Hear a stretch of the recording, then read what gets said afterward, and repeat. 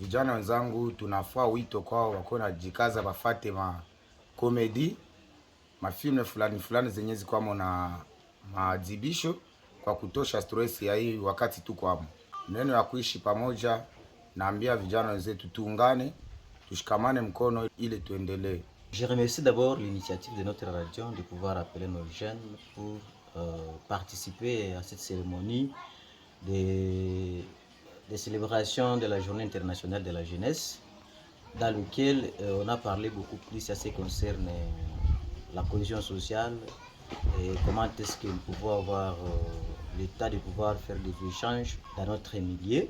Grâce à ces tables rondes, vraiment beaucoup de jeunes qui ont participé, ils ont trouvé tant de causes, tant de problèmes qui sont à la base de ce qui cause à ce que nous ne soyons pas en évolution, quoi.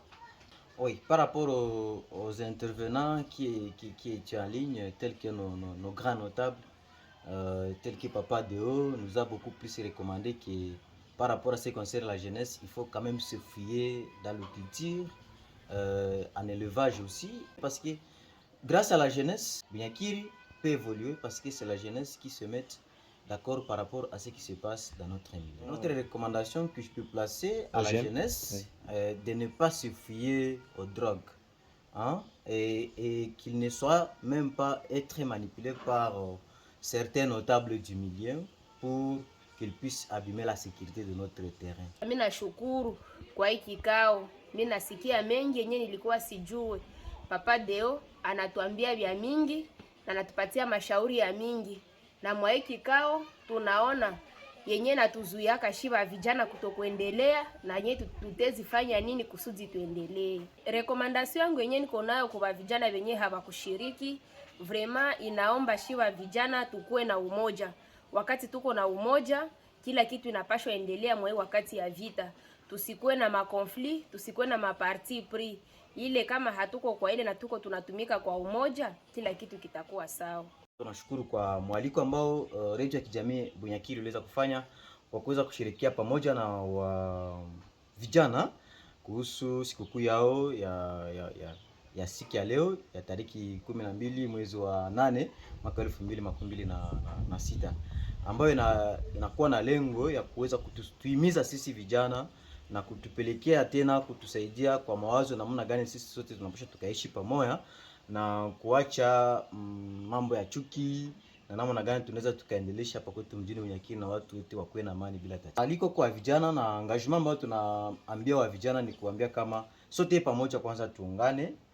Tukishaungana kwa pamoja tunajua vraiment tutakuwa na kitu ya maana pale mbele. Na mimi napenda partir ya leo tuanze kuwaza comment tutatransformer ile machangamoto kikuwe ma opportunité. Je commence par le niveau de la manipulation.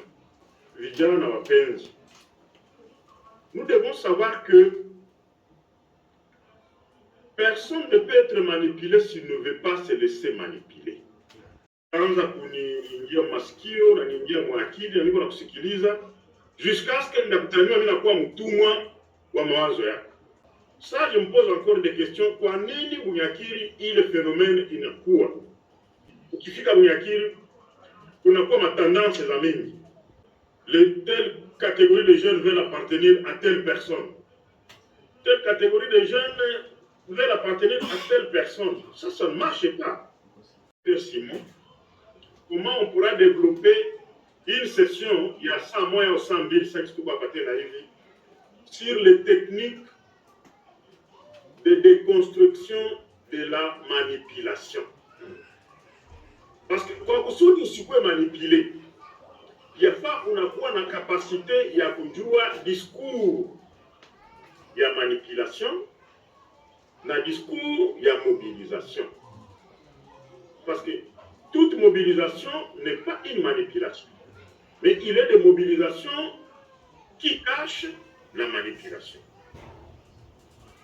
Je crois qu'il faut vraiment organiser autant de sessions sur les techniques de détection des discours ou des stratégies de manipulation.